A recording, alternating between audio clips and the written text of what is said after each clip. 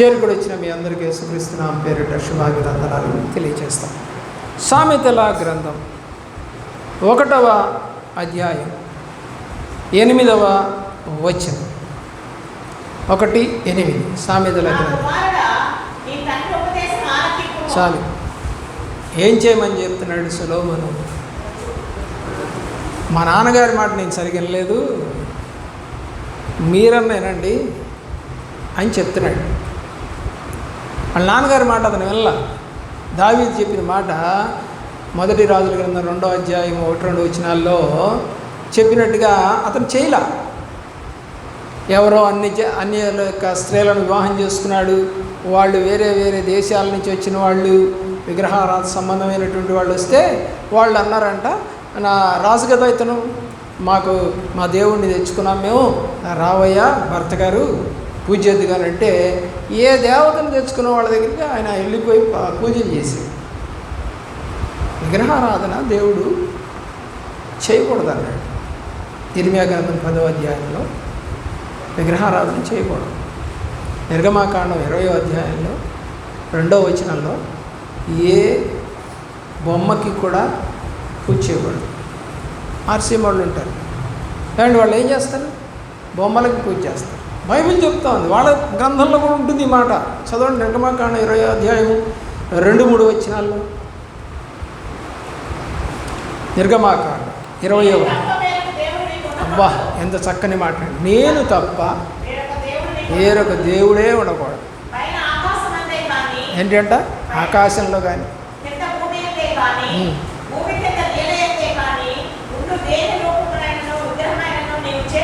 ఎంత స్పష్టంగా రాశాడండి. అసలు చేసుకోవద్దురా. 2వది సాగిలు పడొద్దు. 3వది పూజ చేయొద్దు. మాకు తెలియదు, పాత రోజుల్లో గుళ్ళకెళ్ళి పొర్లు దండాలని చెప్పేసి ఏమండి సాష్టాంగపడి గుడి చుట్టూ తిరిగేవాళ్ళం అండి. ఏం తెలుసు హిందువులుగా ఉన్నప్పుడు తెలియదుగా మాకు. కానీ దేవుడు చెప్తాను,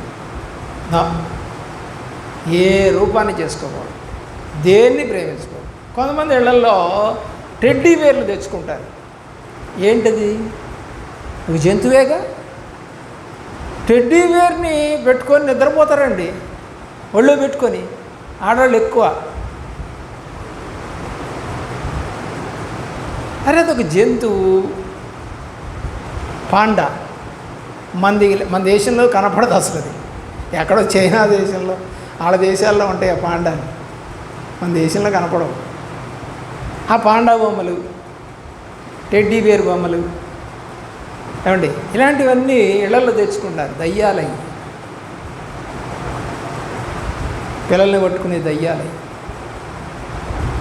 దాన్ని ప్రేమిస్తూ కొట్టుకున్న వాళ్ళు, పడ్డవాళ్ళు, చాలా గాయాలు పడ్డవాళ్ళు చాలామంది ఉన్నారు గృహాల్లో. ఒక బొమ్మ కోసం, టీవీ రిమోట్ కోసం, బండి కీస్ కోసం ఏమండి, ఎన్ని రకాలుగా గృహాల్లో గొడవలు జరుగుతాయో మీకు తెలుసు. అయితే ఇక్కడ వాక్యం ఏం చెప్పింది చెప్పండి? తండ్రి ఉపదేశమును నీవు వినాలి. నాన్నగారు ఏం చెప్తున్నారు గమనించాలి. ఏం చెయ్యొచ్చో ఏం చేయకూడదో తెలిసిన వాళ్ళు, అనుభవజ్ఞులు వాళ్ళు చేస్తుంటారు కొన్ని తప్పులు. కాబట్టి మా పిల్లలు చేయకూడదు. అందుకని సొలొమోను కుమారుడిగా, దావీదు కుమారుడిగా ఉన్నాడు. అతను అంటున్నాడు, తండ్రి ఉపదేశాన్ని మానద్దయ్యా, వినండి.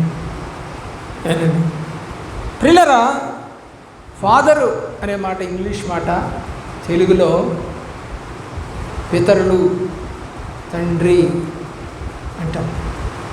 అలాగే ఇంగ్లీష్లో డాడీ అని పిలుస్తారు. అలాగే హిందీలో బాబా అంటారు. పిల్లల రకరకాలుగా రాష్ట్రాల్లో ఆ యొక్క తండ్రిని పిలిచే అలవాటు ఉందనేది వాస్తవం.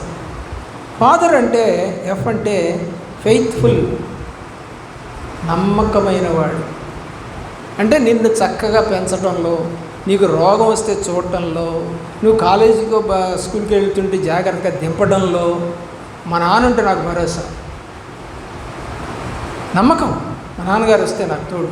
చిన్నపిల్లలం కదా. భయం, కుక్క వస్తుందో, ఎద్దు వస్తుందో, దున్నపోత వస్తుందో, పంది వస్తుందో. ఇప్పుడు పందులు కనపడట్లేదు లేండి టౌన్లో, ఇదివరకు పందులు కనపడేవి బాగా. భయం, ఎందుకంటే మనం ఎప్పుడూ వాటిని ఫేస్ చేయలేదు చిన్నపిల్లలు. ఆ సైకిల్ మీద తీసుకొని స్కూల్ దగ్గర దింపుతా ఉంటే హ్యాపీగా స్కూల్ ఆవరణ దాకా దింపుతుంటే లోపలికి వెళ్ళిపోయాడు. ఏంటండి? ఒక నమ్మకం. ఫాదర్ అంటే నమ్మకస్తుడు. తప్పిపోయిన కుమారుడికి తండ్రి నమ్మకస్తుడిగా ఉన్నాడు. చక్కగా మళ్ళీ చేర్చుకున్నాడు. ఏ అంటే ఆల్రౌండర్ ఆయన, అన్ని విషయాలు చూస్తాడు. అమ్మకేం కావాలి, పిల్లలకేం కావాలి, ఏమంటే బంధువులకి ఏం కావాలి, తను పనిచేసే చోట ఏం కావాలి, అన్ని విషయాలు క్యాల్కులేట్ చేసుకుంటాడు ఆయన. పిల్లోడికి ఎంత ఇవ్వాలి, ఫీజు కట్టాలి, రెంట్ కట్టాలి, గ్యాస్కి కావాలి, కూరగాయలకు కావాలి, పండగ వస్తుంది, గుడ్డలు కావాలి. ఆల్రౌండర్ ఆయన. మనం అనుకుంటాం అసలు లెక్క చేయం, అసలు ఆలోచనే చేయం తండ్రి గురించి మనం. కానీ ఎంత శ్రమ పడుతూ ఉంటాడు తండ్రి, ఎంత బాధపడుతూ ఉంటాడు. ప్రియులరా, అవన్నీ తనలోనే దాచుకుని మనకి మంచి చేస్తూ ఉంటాడు. అంటే టీచర్, బోధకుడు అంటే మంచి విషయాలు చెప్పేవాడు, చెడ్డ విషయాలు చెప్పడం.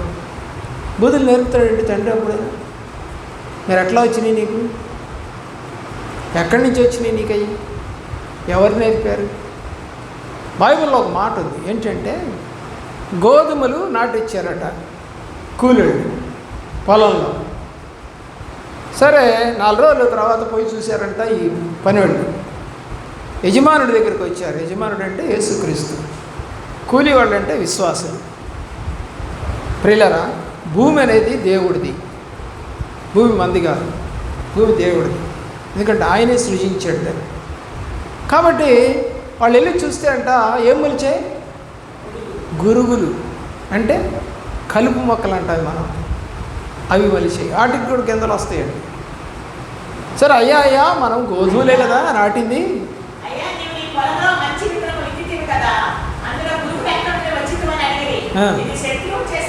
ఎవరంట? నీలో చెడ్డ పనులన్నింటినీ చేసేది ఎవరంట? శత్రువు. దాన్నే బైబిల్లో సాతానంట.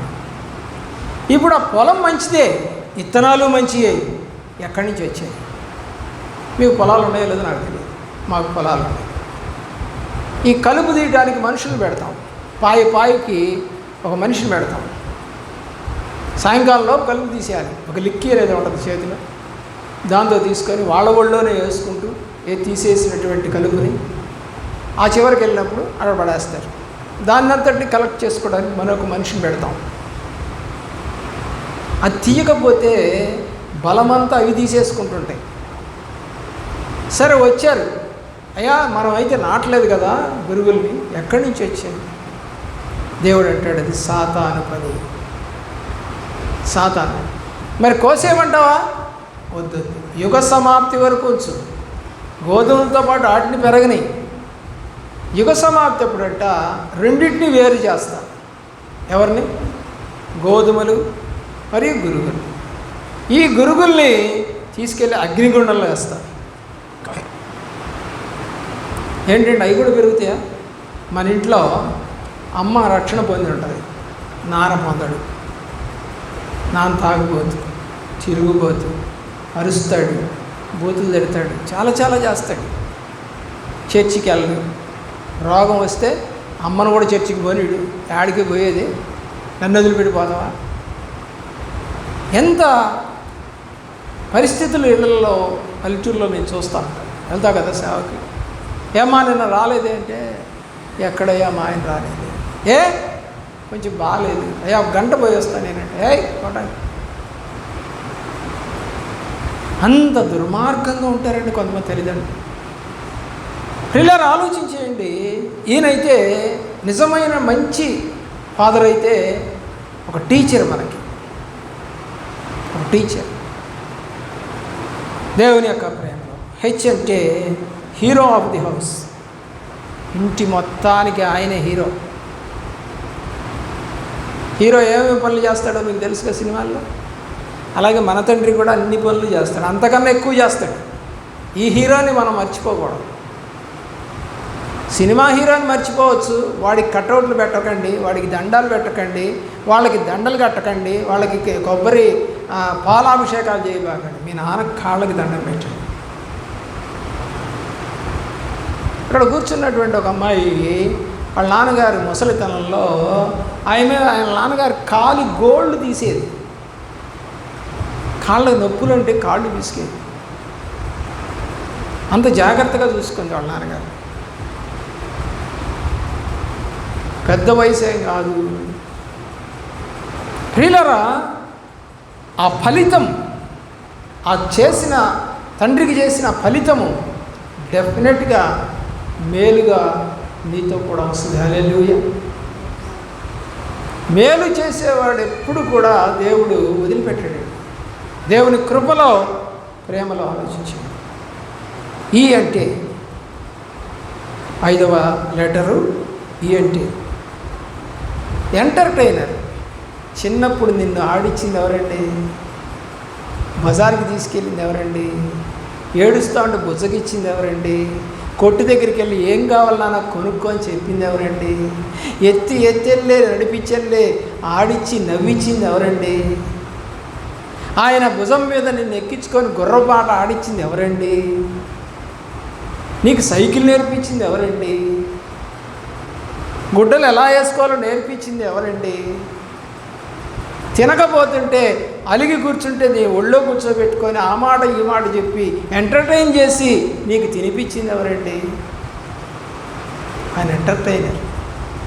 ఇంట్లో ఉన్న వాళ్ళందరినీ ఎంటర్టైన్ చేస్తాడు. భార్యని, పిల్లల్ని, బంధువుల్ని, అందరినీ, అలాగే పక్కింటి పిల్లల్ని కూడా చేస్తాడు. మంచి తండ్రి, మంచి తండ్రి నీ తండ్రి. భూమి మీదే ఇంత మంచి తండ్రి ఉంటే పరమలో ఉండేటువంటి ఆ తండ్రి ఇంకెంత మంచివాడై ఉంటాడు. ఆలోచించి చివరి అక్షరము ఆర్ అంటే రిఫర్మేషన్. నీలో మార్పు కావాలని కోరుకునేవాడు ఆయన. ఒక చెడుతనంలో కనుక నువ్వు ఉంటే, ఒక అక్రమమైన మార్గంలో నువ్వు ఉంటే, నిన్ను మార్చాలని తనకు తాను ఒకసారి ఎవరినో కొట్టాడంటే, ఒక అబ్బాయి కొట్టాడండి. సరే, అందరూ చూశారు, చెప్పారు, పోలీసు వాళ్ళు వచ్చారు, అతన్ని తీసుకెళ్తా ఉంటే నాన్నగారు లేరు అప్పుడు ఇంట్లో. తెలిసింది, పరిగెత్తుకుంటూ వచ్చాడు, ఇంకా స్టేషన్ దాకా పోలా. అప్పుడు విషయం చెప్పేశారు, ఇట్లా జరిగింది, మీ అబ్బాయి ఇలా చేశాడు. పిల్లరా తండ్రి అంటున్నాడంట, పోలీసు వెళ్తాడు, అయ్యా నేనే వాడిని కొట్టింది, వాడు నన్ను అన్నాడు ఒక మాట, అందుకని నాకు కోపం వచ్చి నేనే కొట్టాను, నన్ను అరెస్ట్ చేయండి అని అంటా ఉంటే కొడుకు కనీసం కాదు నాన్న నేనే కొట్టాను అని అనలేదండి. అలాగా కొడుకుకు బదులు తండ్రి శిక్ష అనుభవించాడు. కానీ అతనికి ఏం మార్పు రాదు. అరే నీ నిమిత్తము మీ నాన్నగారు జైలుకి వెళ్ళారా అని తల్లి కొడుకుతో చెప్పినా సరే రెక్కలెస్గా ఉన్నాడు. పిల్లరా, ఆ జైల్లో అవతల కొట్టబడినటువంటి వ్యక్తులు కొంచెం డబ్బున్న వ్యక్తులండి. వాళ్ళు ఇన్ఫ్లుయెన్స్ చేసి అతన్ని చావు కొట్టండి జైల్లో అని డబ్బులు ఇచ్చారంట. కనీసం నాన్నగారికి క్యారేజ్ కూడా తీసుకెళ్ళట్లేదంటే కుమారుడు, భార్య వెళ్తుందంట. పిల్లరా అందరూ ఏడుస్తూ ఉన్నారు. కాస్తన్నా నీకు కనికరం లేదంటరా నాన్నగారి మీద, నీ నిమిత్తం ఆయన జైలుకి వెళ్తే. పిల్లరా కొట్టి చంపేశారండి జైల్లో. ఇప్పుడు ఇంట్లో జరగటం లేదు. ఏం చేయాలి? నిన్ను బట్టే రాయి జరిగిందని అందరూ అంటుంటే అప్పుడు ఏడ్చాడట. ఏడ్చి ప్రభువుని నమ్మి సేవకుడయ్యాడట. తర్వాత చాలాసార్లు చెప్పుకున్నాడంటే ఈ సాక్ష్యం, నేనే మా నాన్న చంపేశాను, నా పాపమే. కానీ రోమాపత్రికలో 5వ అధ్యాయం 8వ వచనంలో ప్రభు అయిన యేసుక్రీస్తు వారు చెప్తారు, మనం ఇంకనూ పాపులమై ఉండగా, చదవండి, పరమ తండ్రి మనం ఇంకనూ పాపులుగా ఉండగా ఆయన మన కొరకు చనిపోయాడు. ఇక్కడ కూడా ఎవరి కొరకు చనిపోయాడు? కొడుకు కొరకు తండ్రి చనిపోయాడు. ఇంతకన్నా గొప్ప త్యాగం ప్రభు అయిన యేసుక్రీస్తు వారు మన కొరకు రక్తము గార్చి, యోహాను రాసినటువంటి మొదటి పత్రిక 1వ అధ్యాయం 7వ వచనంలో ఏమని కనపడుతూ ఉందండి? యోహాను రాసిన మొదటి పత్రిక 1వ అధ్యాయం 7వ వచనం,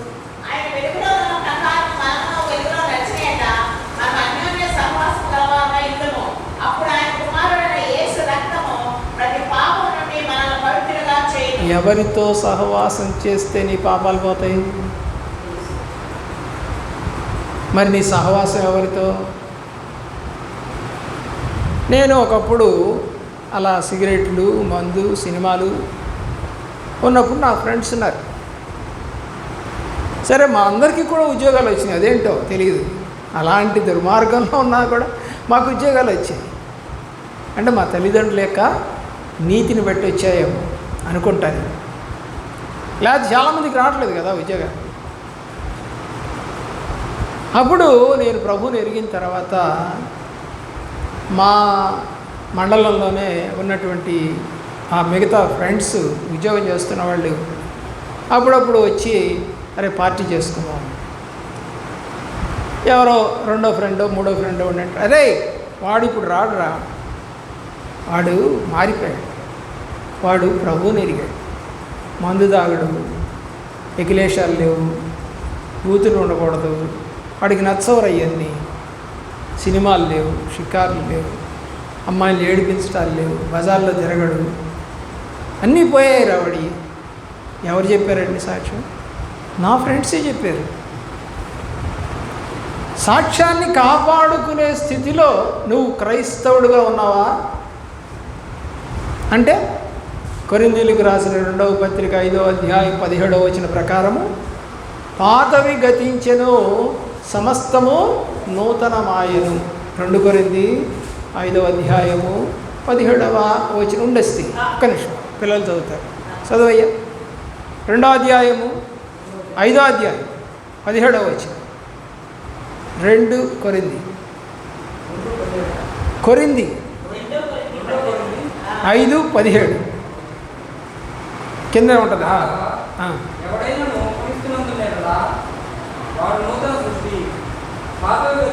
గతించాయా? పాతవి గతించాయా? నువ్వు నూతన సృష్టి కావాలంటే పాత పద్ధతులు ఉండకూడదు, పాత ఆలోచనలు ఉండకూడదు, కడిగేయాలి. నువ్వు అన్నం తిన్నావు, కంచం కావచ్చు, గిన్నె కావచ్చు, మరుసటి రోజు ఏం చేస్తావు వాటిని చెప్పండి, లేదా ఆ రోజే సాయంకాలం ఏం చేస్తావు చెప్పండి, చెప్పాలి. కడుగుతావు. కడగకుండా ఉండరాదు. మరి అలాగే మనం కూడా ప్రభు దగ్గరికి వచ్చినప్పుడు మన హృదయాన్ని ఏం చేసుకోవాలి? కడుక్కోవాలి. కడుక్కోకుండా మనం దేవునికి ఇష్టంగా ఉండలేము. మళ్ళీ ఆ పాత్ర పొయ్యి మీదకి ఎక్కాలంటే కడగాల్సిందే.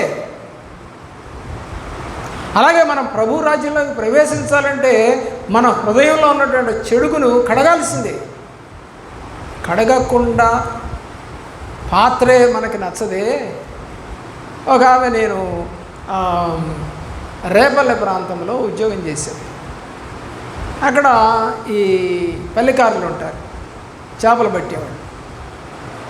సరే, నన్ను చూసి మాస్టర్ గారు వచ్చారని చెప్పి చక్కగా కూర్చోబెట్టి ఏదో కాఫీ ఇచ్చారండి. దేవుని ప్రేమిస్తున్న ప్రియబిడ్డ ఇస్తే దగ్గర పెట్టుకొని తాగుదాం అనుకుంటే వాంతి వచ్చిందండి. ఏంటి? చేపల వాసన. మనకేం అలవాటు లేకపోయా. అప్పట్లోనేమో ఆ రోజుల్లో ఈ మినరల్ వాటర్లు లేవు. 30 ఏళ్ల క్రితం మినరల్ వాటర్లు లేవు ఆ రోజుల్లో. పిల్లలు ఆలోచన చేయండి, మరి ఏ నీళ్ళు తాగాలి? సముద్రపు నీళ్ళలో తాగలేము, నదిలో నీళ్ళు కూడా తాగలేము, ఎందుకంటే మురుగుతూ ఉంటాయి. సరే, ఒక అమ్మాయి పాపం చదువుతుంది, ఆ పిల్ల, మాస్టర్ గారు ఆ నీళ్ళు తాగలేకపోతున్నారని గ్రహించి వెళ్ళి ఒక బావిలో నీళ్లు పట్టుకొచ్చి ఒక గ్లాసు తీసుకొచ్చి, మంచి గ్లాస్ తీసుకొచ్చి దాంట్లో నీళ్లు పోసిచ్చి అప్పుడు త్రాగగలిగాం. ఇలాగనే యేసు ప్రభు వారు కూడా నీ హృదయం అనేటువంటి నీ యొక్క బాడీ, ఆ యొక్క లోపల ఉన్నటువంటి చెడుగునంత క్లీన్ చేసుకుంటే ఆయన తన రాజ్యంలోనికి రాయడానికి ఇష్టపడతాడు. అది క్లీన్ చేసుకున్న ఒక వ్యక్తిని చూసి ముగిద్దాం. లూకాసు వార్త 19వ అధ్యాయం 8వ వచనం నుండి చదువుదాం. 8, 9, 10. లూకాసు వార్త.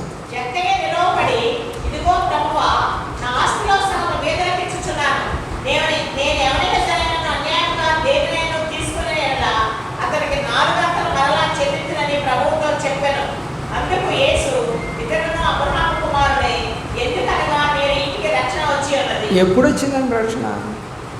పాపాన్ని ఒప్పుకున్న తర్వాత, ఒప్పుకోకముందా?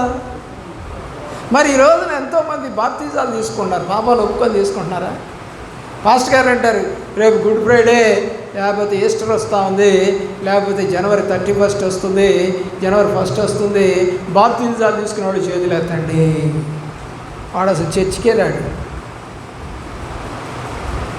రాడు, బైబిలే పట్టుకోడు, పాటే పాడు, పరిచర్యే చేయడు, సహాయమే చేయడు, కానీ చేయెత్తాడు. అమ్మాయి కావచ్చు, అబ్బాయి కావచ్చు. మళ్ళీ నది దగ్గరికి కూడా కాదు, చర్చిలోనే ఒక తొట్టి కట్టి ఆ తొట్టిలో ఎంతమంది మురుగుతున్నారో. యేసు ప్రభు లాంటి వారే యోర్దాన్ నదిలో బాప్తిజం తీసుకుంటే మనకెంత స్టైలో నది దగ్గరికి పోవటానికి.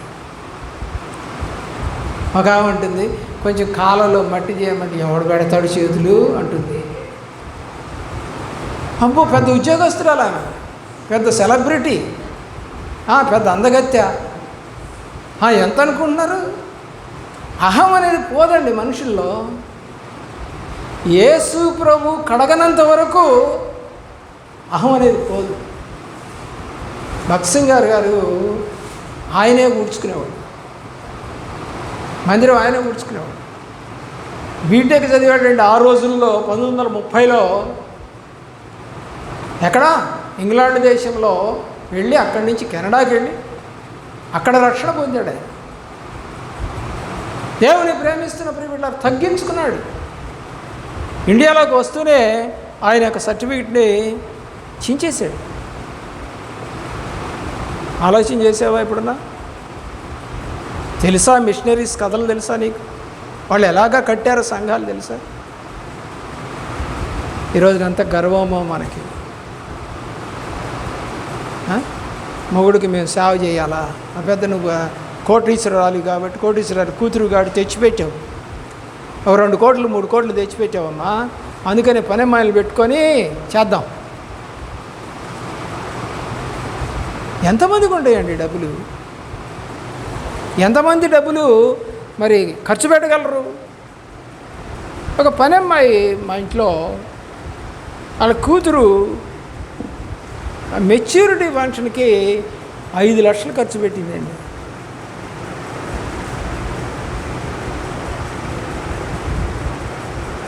అడిగాం, ఎందుకమ్మా ఇంత ఖర్చు అని అంటే, అయ్యగారు మాకు చుట్టాలు బలగాలు ఎక్కువ.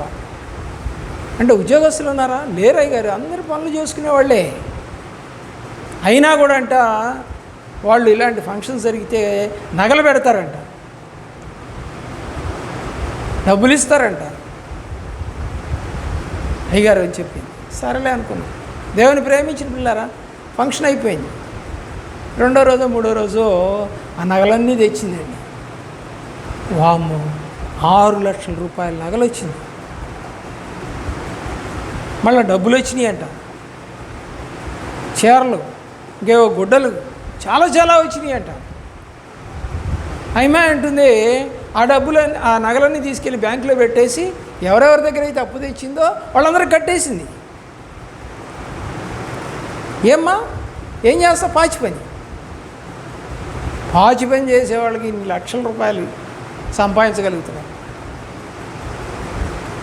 ఈ రోజున నమ్మకం ఉంటే ఏదైనా చేయొచ్చు. పాచి పని చేసేవాళ్ళని తక్కువ వాళ్ళ దాచిపెట్టుకుంటే రూపాయి అదే పెరుగుతూ ఉంటుంది. ఆ నగలన్నీ సేఫ్. ఎక్కువ నగలు పెట్టింది, తక్కువ డబ్బు తీసుకుంది, కట్టుకుంటూ పోతాం. నమ్మకంగా చేసుకుంటున్నారు భార్యాభర్తలు. ఆ అమ్మాయి చదువుతూ కూడా పనిచేస్తుంది, కూతురు. మనకుంది ఆ నమ్మకం? ఆలోచించి. కాబట్టి నువ్వు రియల్ చిల్డ్రన్గా ఉండాలి. నీ ఫాదరు రియల్ ఫాదర్గా ఉండాలి. రెస్పాన్సిబుల్ ఫాదర్ అంటారు ఇంగ్లీష్లో, అంటే బాధ్యత కలిగిన తండ్రి. ఇర్రెస్పాన్సిబుల్ ఫాదర్ కాదు. ప్రియులారా, ఆలోచించేయండి. తండ్రి బాధ్యత గలవాడైతే దేవునికి భయపడతారు, ప్రార్థన చేస్తారు, వాక్యానికి లోబడతారు, సేవకుడికి లోబడతారు, ఏమండి ధర్మకార్యాలు చేస్తారు, ఎన్నో బాప్తిజాలు తీసుకుంటారు, చాలా మంచి పనులు అన్నీ చేస్తారు. చివరి మాట ఒకటి చదువుకొని ఇలాగా కుటుంబంలో వాళ్ళు పెంచాలి. 2 తిమోతి గ్రంథము 1వ అధ్యాయము 5వ వచనం.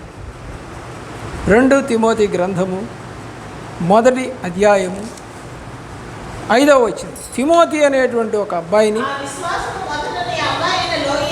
మొదట ఎవరిలో ఉందంట? అవ్వ. తర్వాత ఎవరిలోకి వచ్చిందంట? తల్లి.